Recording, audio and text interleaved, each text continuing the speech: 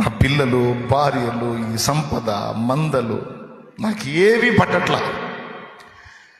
నాకు నువ్వు కావాలి. ఇప్పుడు రావాలి నువ్వు, లేకపోతే నాకు లైఫ్ లేదు. నేను మోసపరిచాను అని అనుకున్నా కానీ వరుసగా మోసపోయా, గాయాలమయమైపోయా. నా వల్ల కావట్లా. ఈ క్షణాన నువ్వు రాకపోతే రేపు అనేది నాకు ఉందో లేదో కూడా నాకు అర్థం కావట్లా.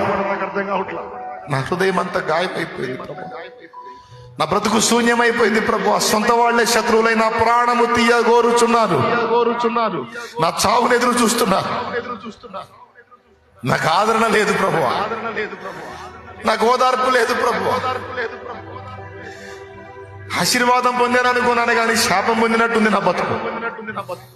నా కోసం రావా. నువ్వు వస్తే